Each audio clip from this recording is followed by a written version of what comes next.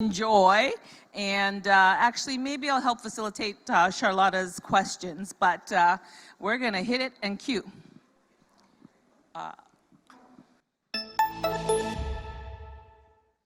From lecturing at prestigious universities to presenting here in Lisbon, Carlota Perez is a great professor to many and the recipient of 2022 World Agility Forum Lifetime Achievement Award. Please join me welcoming Carlota Perez. Thank you. Hi, Carlota. Good afternoon. How are you? I'm fine. Thank you very much. Thanks for the invitation. I'm very sorry I cannot be there with you. But since we are on the Reimagining Day, I hope we can imagine that I'm there and we can talk about reimagining government. With the years that I have been doing research about technological revolutions, I have learned many things. But there is one thing that's very important among the ones I have learned. And that is that for business and society to make the best of a technological revolution, government must be agile too. Our current institutions and policies are like the early automobiles. They're like horse-driven carriages for the types of needs that we now have. There is a great innovative potential in the world, but it is still trapped in the old institutions. You might not believe it, but the difference between what happened, say, in the 1920s and the sort of golden age that we had after the World War, after the Second World War, there's a huge difference, both in social terms and in the broad results that a revolution can bring. This technological revolution has already brought many changes. Some are good, some are wonderful, some are bad, horrible, and worrisome. Every technological revolution does. What most of us want at every scale, from the personal to the global level, is peaceful progress, stability, and prosperity for all. That means favoring the best consequences and uses of these new technologies. We need agile companies that are ever more profitable and successful precisely because they're good for their consumers. And consequently, they're also good for their employees, their community, their country, the planet, and ultimately, as a result of all that, they're also good for their shareholders. But that's too much to carry on the shoulders of companies only. Every technological revolution needs an institutional revolution too, to put the two things together to get the best results. Business cannot thrive under an old-fashioned government, and synergies are not achieved without an even but tilted playing field, providing directionality. Business success in the post-war boom counted on two clear directions for innovation and investment towards dynamic demand: home ownership and the Cold War, the whole of suburbia, so that even blue-collar workers could have a home and a car at the door and the children could go to university. That doesn't just happen like that. It happens because government supported and funded, strongly supported and funded both homeownership and the Cold War, and both together brought this golden age that we had then. So why, when, and how must government step in? Following historical experience, we are late.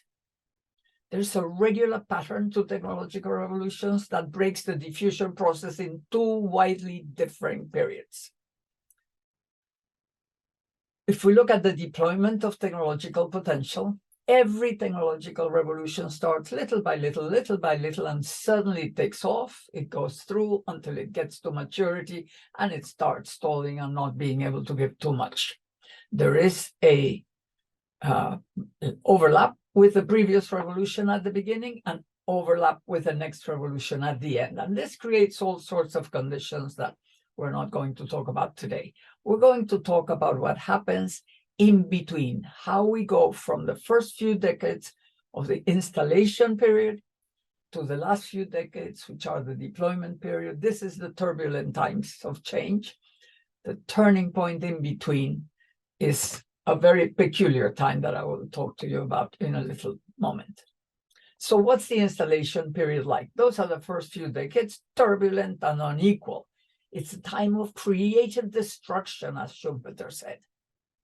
Jobs and skills are gained and lost, rise and decline of industries, regions, and countries. It's a time of change across everywhere. Income polarization, finance reigns, forcing maximum dividends and learning the new paradigm. It's really pressure on business on the side of finance, ending in rentier capitalism, financial bubbles, and of course, crashes. So after those crashes, at some point, we get this period of instability and uncertainty with recessions, ups and downs, much social unrest, but especially the thing that really marks the turning point is the resentment that brings populism. And that resentment is very simple. During the installation period, with all those jobs and skills that are lost, not only that, what you lose is your future. People feel that their children will have a worse life than they did. And that is very difficult to accept. So then some messianic leaders come and offer heaven. And you know what happens? They get plenty of support. They actually start becoming the stronger parts in society. When we see populism, we know we're at the turning point. When we see that type of resentment that supports these people, we know it's time for government to come back and rein finance in, make it fund production rather than just getting rents and going off. This time it's even a global casino, which means that they are not only disconnected from production, but finance is also disconnected from regulation because they are above national governments. So what is it that we need to get going? The golden age, a time of creative construction, a time when there is a proactive state that sets up a win-win game between business and society, when production reigns with clear, dynamic demand and stable, reliable regulation. So we are, in my view, sort of there. We are at that point when we need to get government to make the playing field better for business and better for society. So that's where we are at the crucial moment when the new technologies are sufficiently developed and their paradigm and potential are sufficiently understood. Why do we need that? Well, that's what the installation period was about, was identifying the technologies that are successful, the companies that are successful, the things that we can do, all the potential. I mean, everybody's now talking about what artificial intelligence can do. That is one of the things that we need to understand what could be done. And among the things that could be done, which are the better ones? And somehow, to get to the point where government can identify that, not picking winners, but finding a direction in which winners can really thrive. So that's what governments must do now. They must tilt the playing field, because technology only sets the stage and society engages in conflicts and compromises to give direction and define the social context for the future. Basically, what we need is to make it more profitable to do the right thing, both for people and for the planet, and less profitable to do the wrong thing. So that's a very difficult game to play. And it's very important for business to support government in doing this. What very often happens is that business doesn't really understand how important it is to have this synergy created, and they very often actually oppose the things that could be best for them. It's not by chance that protectionism is back. It's because we really need it. Markets already did and really overdid their creative destruction job. Too much destruction for the good of humanity, and actually too much destruction for the planet. We have a very serious, irreversible problem ahead, And if government doesn't help profitability in that direction, it's not going to happen. And populism at both extremes has been the result, and it's stopping both of the goals that governments should go after. The shaping of investment, adoption, and innovation is very different on the two periods. How does finance shape markets from initial diffusion of technology through to the turning point? At first, fierce competition, provisional denial of credit. This is the startup period when you start getting all the new things. The new technologies are adopted in finance itself, and then gradually, as this process advances, you get intensive speculation, supporting copycat innovation, promoting mergers, acquisitions, stock buybacks, all sorts of other things which are not really creating a new powerful economy for the benefit of all, not even necessarily for the benefit of all companies, tending towards monopoly and rents, and so on. So we go from a very important role for finance to a very deleterious and harmful role from finance. And all that increases as major successes and gains give them greater confidence. So how do governments redirect and shape technology? How must they do it? Pigovian taxes and tariffs, which means tax the bads and subsidize the goods or facilitate the goods. Regulation, treaties, and geopolitics. New infrastructure provision. Public investment in R&D and innovation. So this is all supporting government in the main directions. Education and training, so the skills are available. Changing hours of work, wages, and other conditions, which is a condition for demand. Adoption of the new technologies in government, again for demand. Major public projects and procurement missions, as Mariana Mazzucato proposes, which means getting together government and business to achieve certain goals while profiting on the way, favoring lifestyle changes, which also modifies demand, and so on. So all these things provide an implicit or explicit direction enhanced by the resulting change in relative costs and creating strong synergies along the whole value chain. So you have the suppliers you need, you have the services you need, you have the infrastructure you need. So what you have to do is make the business successful, but you don't have to worry about the outside because that's part of what's being provided. But we need two sets of changes in governments. One is policy innovation to change the context, and the other is institutional innovation to modernize government. Without the second, the first cannot succeed. So institutional innovation requires self-modernization. Just as successful companies redesign their organizations to take advantage of the new technologies and the new paradigm, governments must also adapt their own structure to fit their new roles, recruiting or providing the new skills and aiming for the highest effectiveness and the best service. The ICT paradigm enables decentralization, empowerment, agility, and creativity. You all know that very well. Well, that's a big challenge for the heavy legacy institutions in both business and government. What could the directions be now? Smart green growth in both production and lifestyles, and full global development.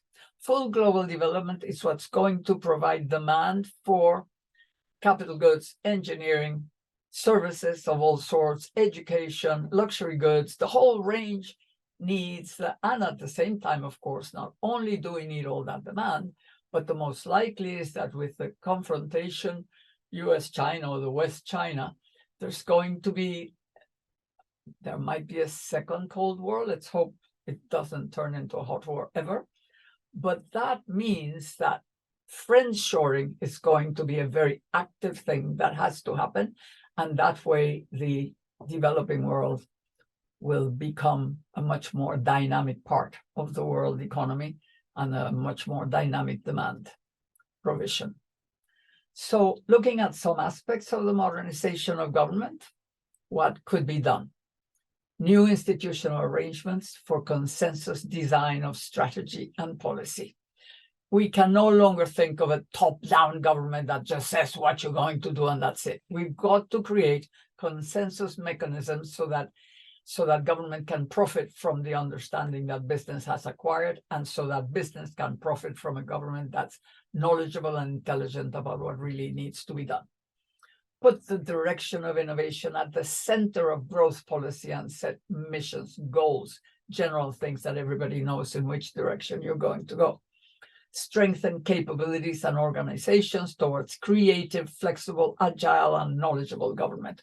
We don't need bureaucratic, heavy, boring, not competent government. We need the very opposite.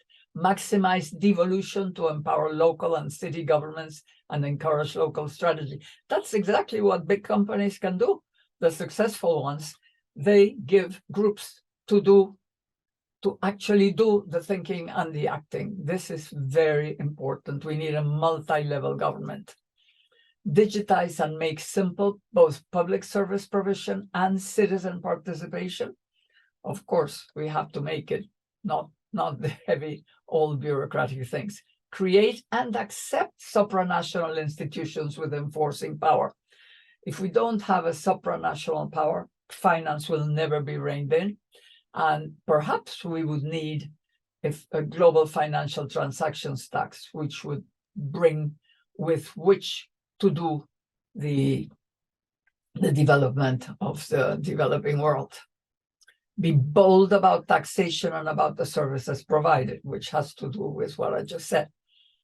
Redesign the welfare state. You know, a welfare state for jobs for life, which is what we did, unemployment insurance.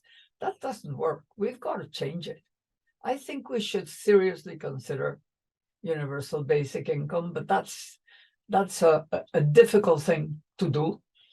But maybe that's not it. We have to think of other ways. Certainly, self-employed people are not helped with their very irregular incomes by the old welfare state, and so on. So we really have to change almost every institution of the state. And of course, learning from modern business, how to be agile, that's how you do that.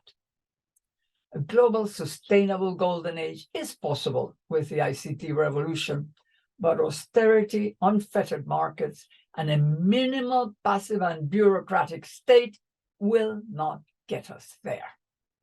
In capitalism, society shapes and is shaped by technology. Understanding and using the potential of information technologies for shaping a sustainable future is the challenge of this generation. Thank you. Now it's your turn. Yeah. Thanks, Carlota. That was very impassioned. Thank you so much. Along the lines of tripartite collaboration, in order to make reimagine government, making government more agile, do we need to think about new forms of engaging our citizens, new form of democracy, more direct democracy? What are your thoughts along those lines? I think we should have two sorts of new institutions.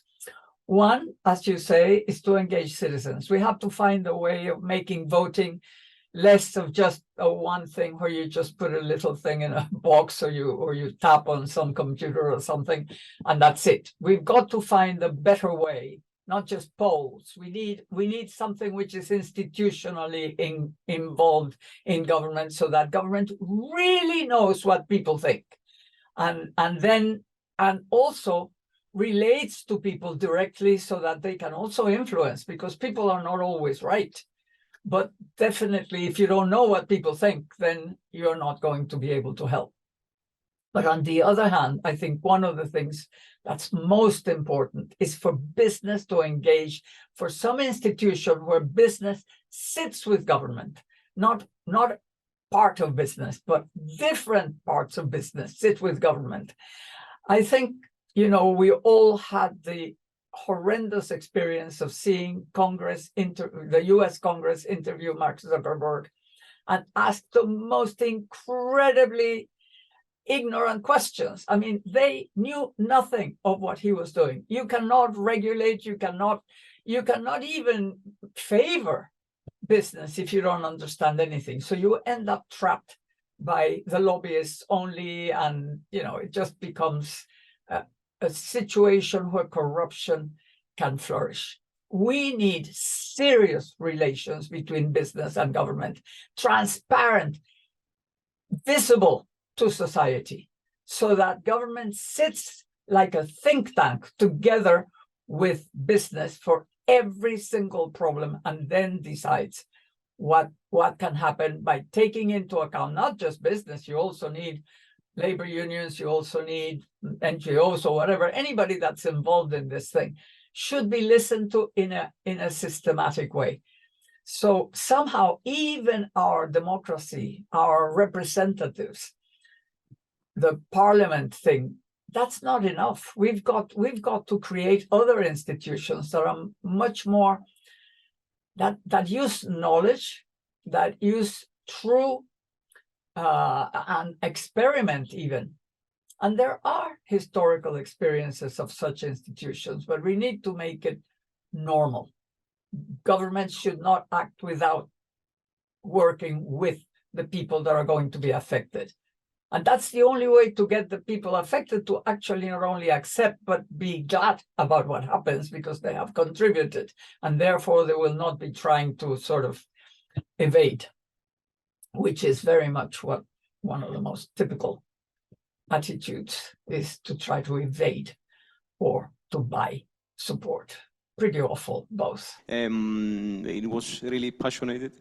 And I wanted to ask if you could be more tangible in paradigms, I mean, in examples, in countries that have indeed applied measures, according to your opinion, of course, that have proven to be towards the direction you imagine, the success stories then, and countries, I live in the EU, so if you could give examples in this region, please, and countries that did the exact opposite, that with their decisions, they have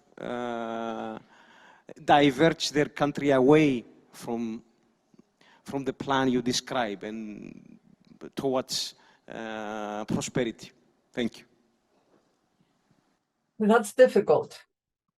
It's difficult to think of it very quickly, and it's difficult to find very precise things. I mean, I think of the whole green efforts that have been made by governments. I think that somehow, instead of beginning by those things that would have created lots of jobs and made society agree to move in the green direction, because science has told us, and we know it's true, that we're going in that direction.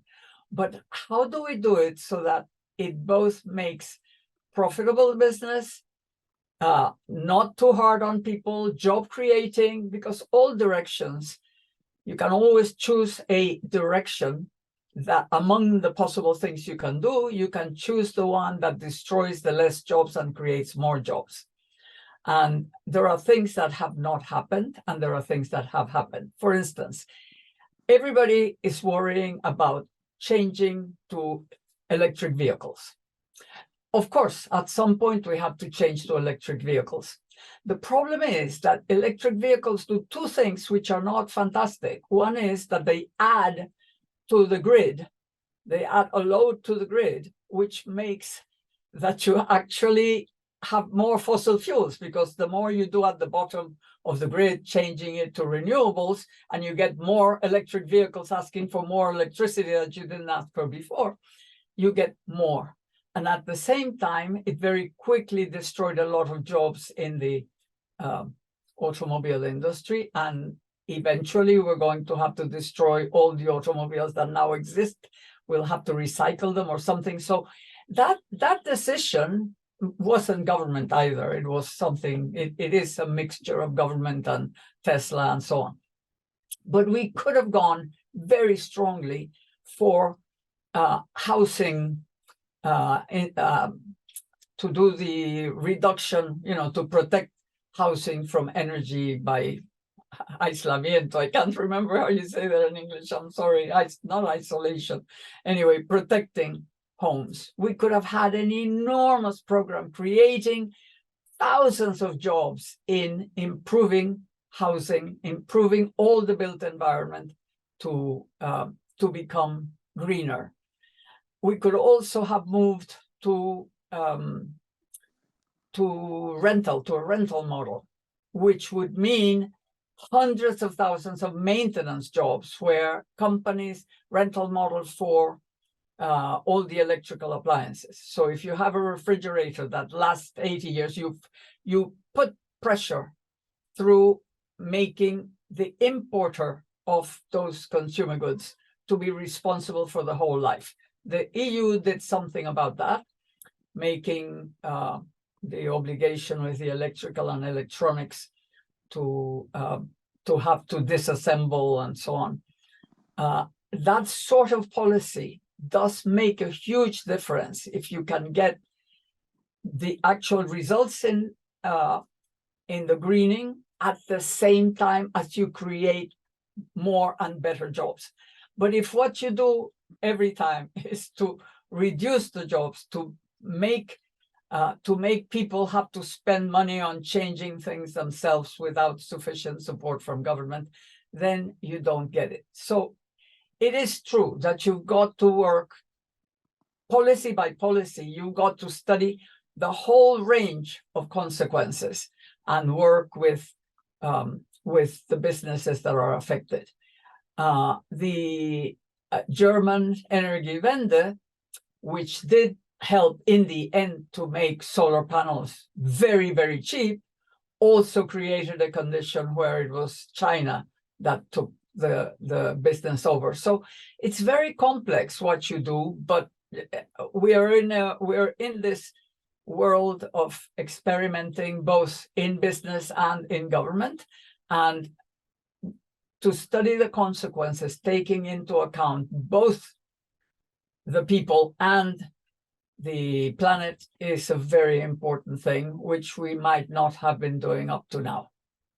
Great. Carlota, thank you so much. Everyone, let's say thanks to Carlota. We'll see you soon. Appreciate it. Okay. Thank you. Have a great conference.